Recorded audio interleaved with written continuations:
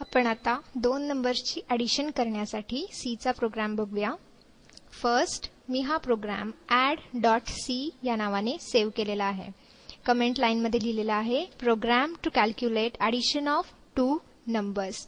त्यानंतर दोन header files include केलेल्या आहेत. आफ्टर दॅट मेन फंक्शन आहे. मेन फंक्शनच्या ओपनिंग कर्ली ब्रॅकेटमध्ये मला आता ॲडिशन करण्यासाठी दोन व्हेरिएबल्स आणि ती ॲडिशन स्टोअर करण्यासाठी एक व्हेरिएबल डिक्लेअर करावं लागेल. सपोज मी इंटिजर हा डाटा टाईप घेऊन a, b आणि ॲड ही तीन व्हेरिएबल्स डिक्लेअर केली. त्यानंतर आता मी त्या दोन व्हेरिएबल्सना व्हॅल्यू असाइन करणार. Suppose a is equal to 10 and b is equal to 20. आता आपल्याला a आणि b या दोन्ही व्हेरिएबल्सची ॲडिशन ॲड या व्हेरिएबलमध्ये स्टोअर करायची आहे. Therefore add is equal to a plus b and after that semicolon.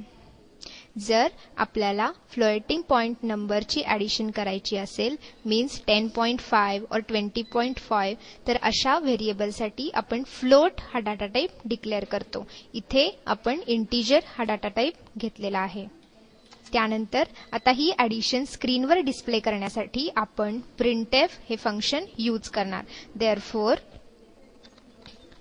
printf into double quote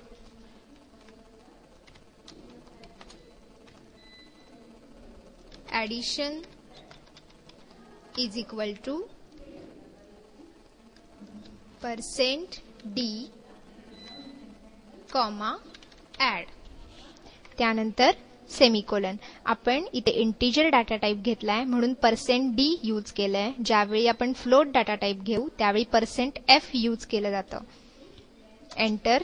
त्यानंतर get ch function semicolon enter आणि इथे आपण मेन या ब्रॅकेटचं ओपनिंग कर्ली ब्रॅकेट क्लोज करतोय. आता आपण हा प्रोग्राम कंपाईल करणार.